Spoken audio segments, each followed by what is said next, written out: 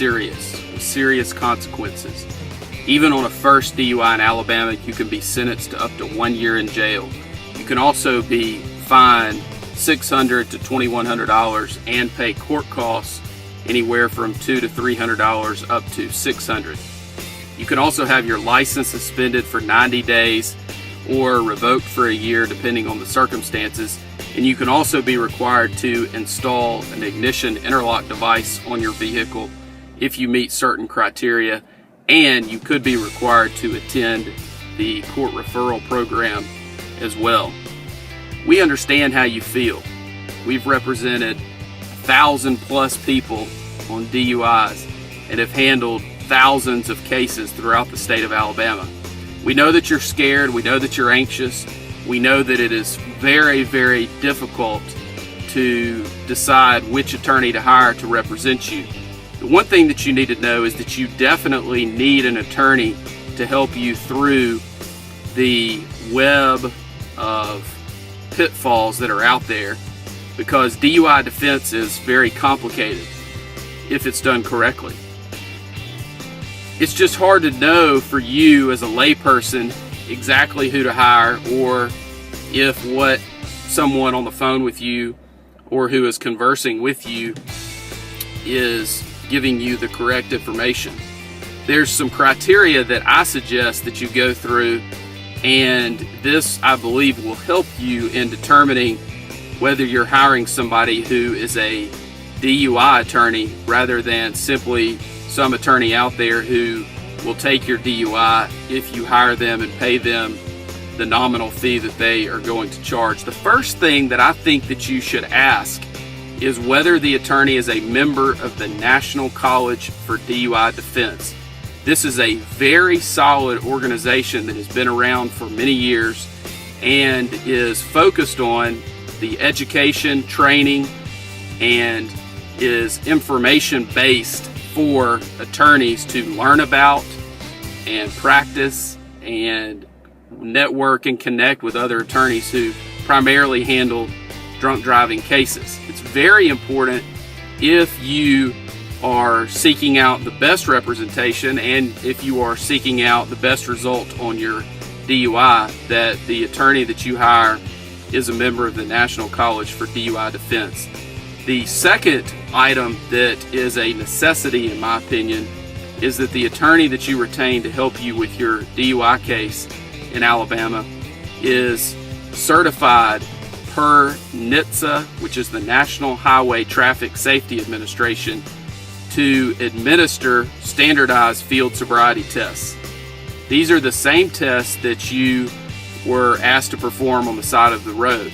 It's very important that the attorney that you hire is trained in these tests and is familiar with these tests, because as I'll go over in just a minute, there are many issues and items that you can spot if you're trained in these tests and you're trained what to look for.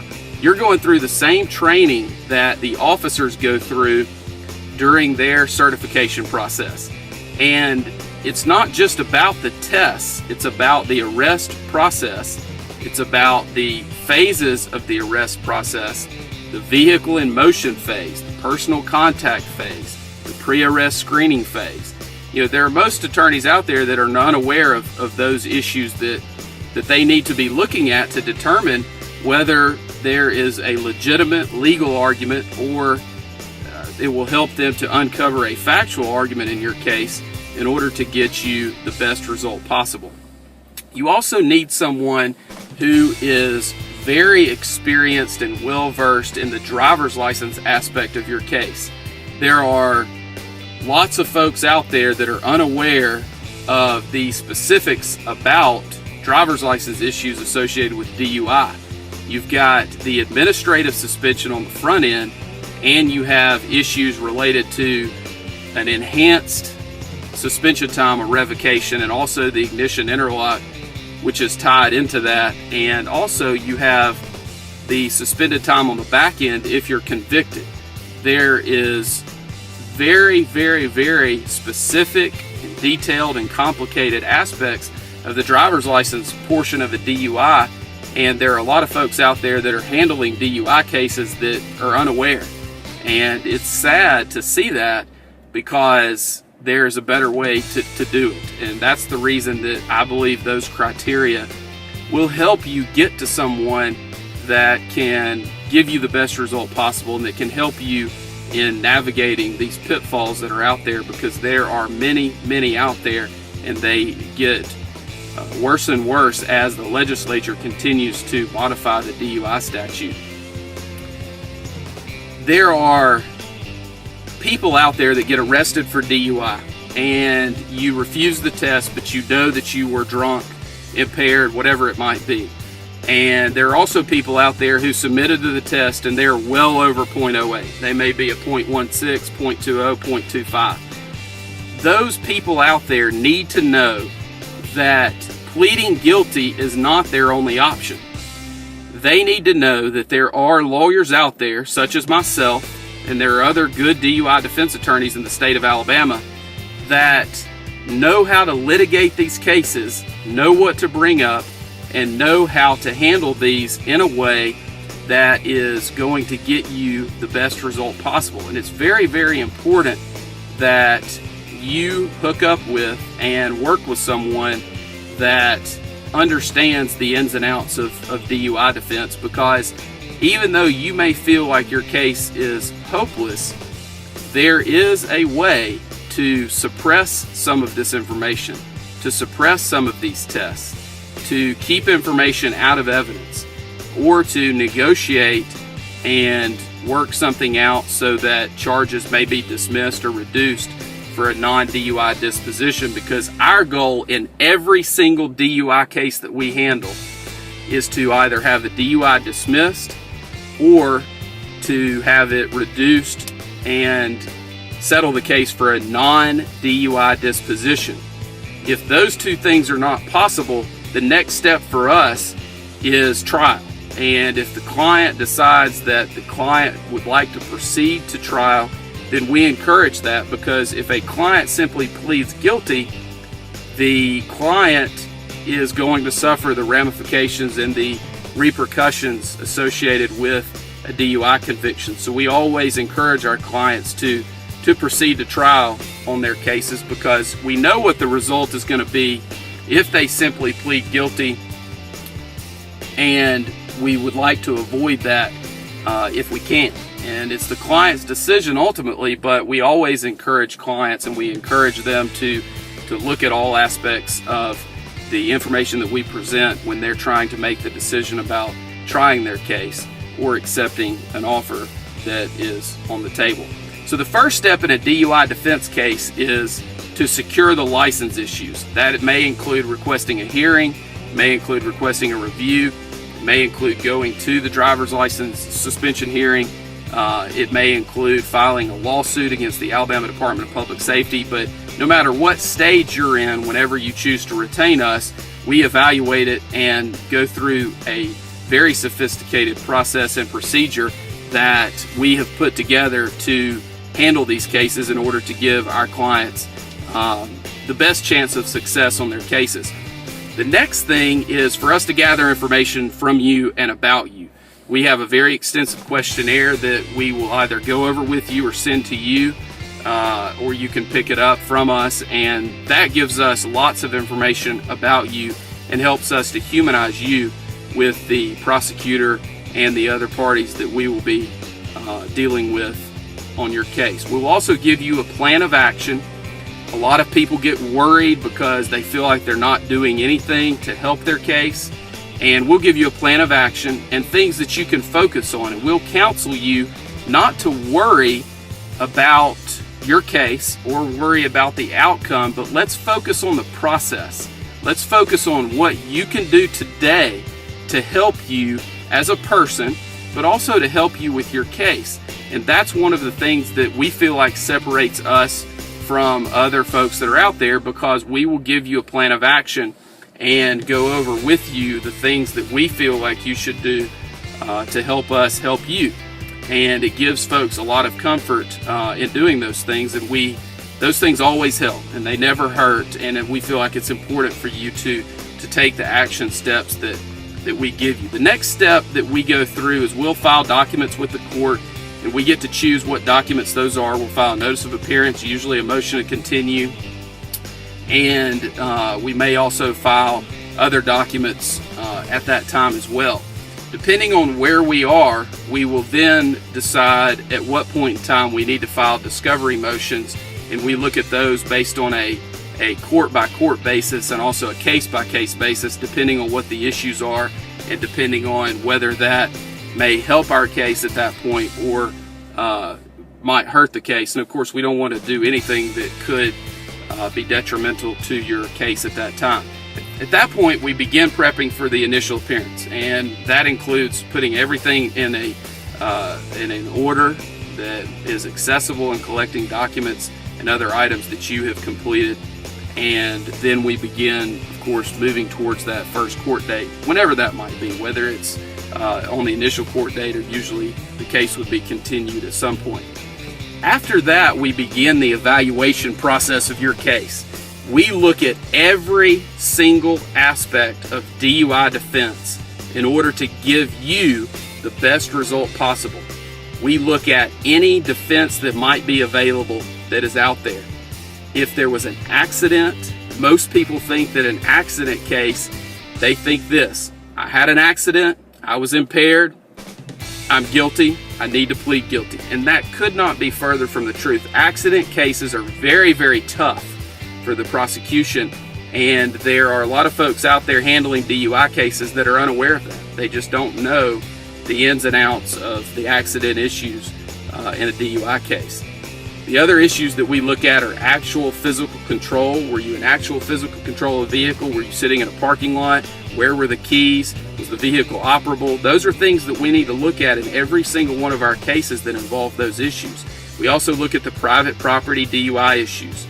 We also look at anonymous tip issues. There's been some recent cases that have come out that are not good for the defense on those type issues. However, there are still arguments that can be made, and there's still a burden that we feel like the prosecution must meet anytime there's an anonymous tip issue on a DUI case. We also look at issues about whether you were asleep at the wheel, whether there were passengers, whether there are other issues associated with actual physical control, whether you're on private property, what are the issues associated with how the officer got to you where you are. We have a lot of cases where people pull over and they're asleep in a mall parking lot at night, and we want to know all of the facts associated with those aspects so that we can make sure that the arrest process was done properly by the officer. We also look very carefully at whether there was a blood test performed. There are many folks out there who assume that a hospital blood test is reliable and is one that should be looked at closely as one that is foolproof as far as introduction into evidence and that it comes in every time. The answer to that is absolutely not.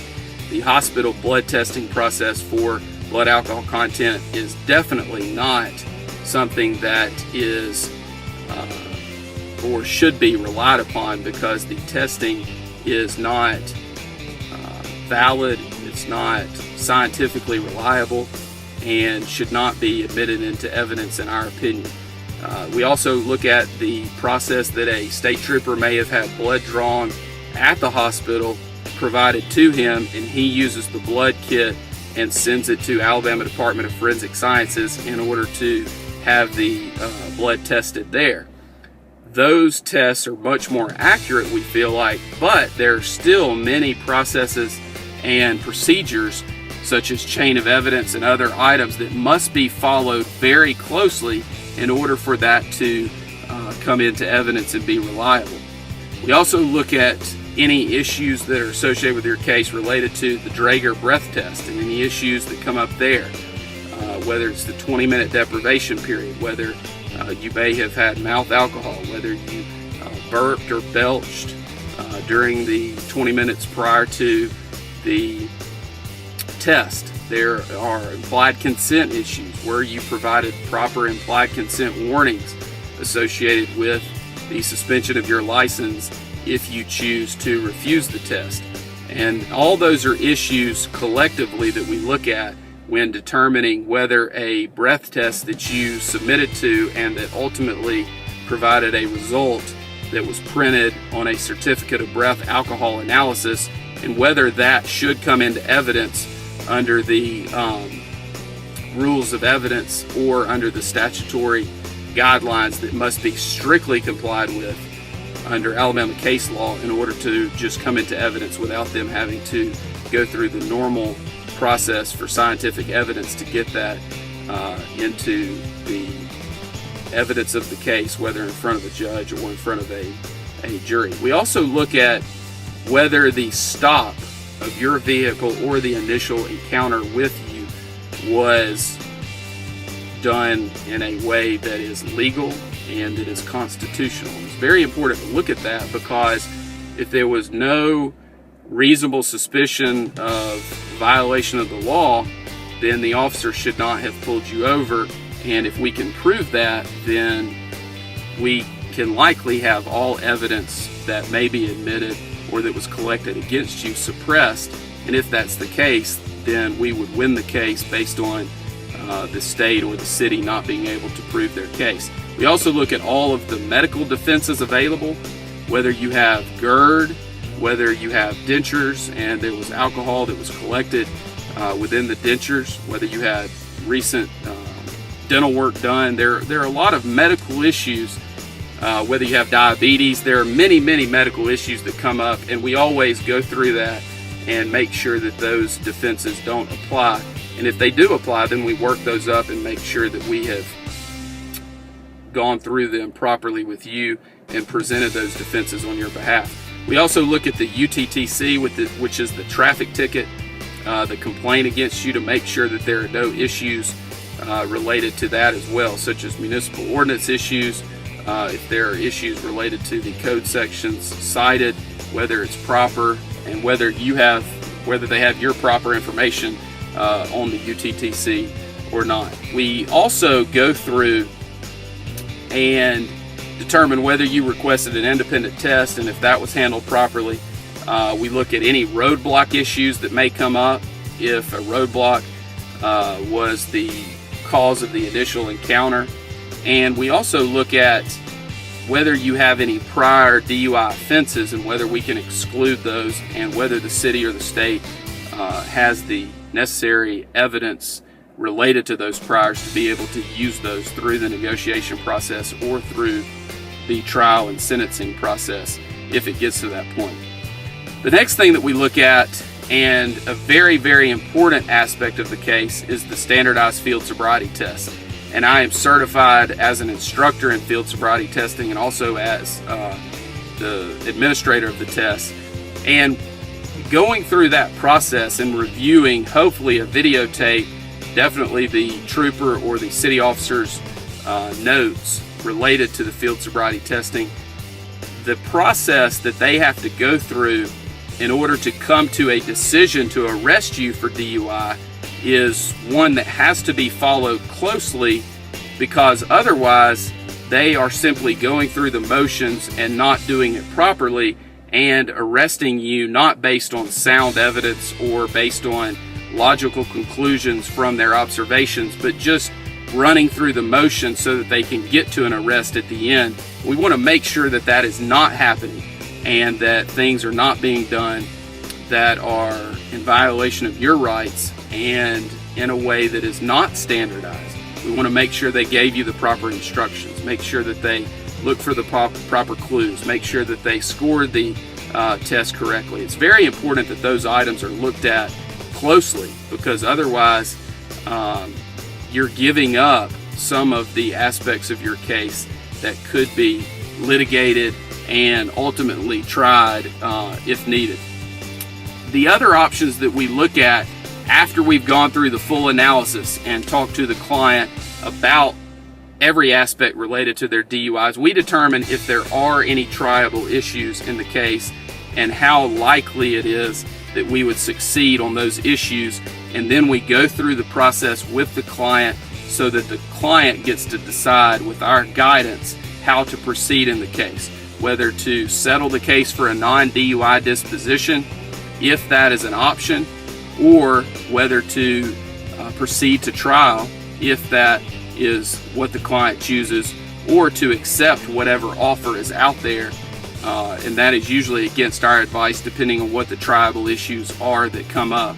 And in any DUI case, if you have the knowledge and the experience to go through and review every aspect of the case and every defense that might be available, there are always issues that can be brought up related to a DUI case because they are so complicated and they require so many steps in going through the process. So it's very important that the case is looked at with eyes that have the experience and the knowledge to get you the best result possible. It's very important. We've handled 1,000+ DUI cases. We've resolved 5,000 or more charges throughout the state of Alabama, and we can help you with your case. All you have to do is let us know and call our office, and we will be glad to talk to you and discuss your case with you at no charge, because we believe that you have a right to speak to any lawyer that you choose without having to pay an initial consultation fee in order to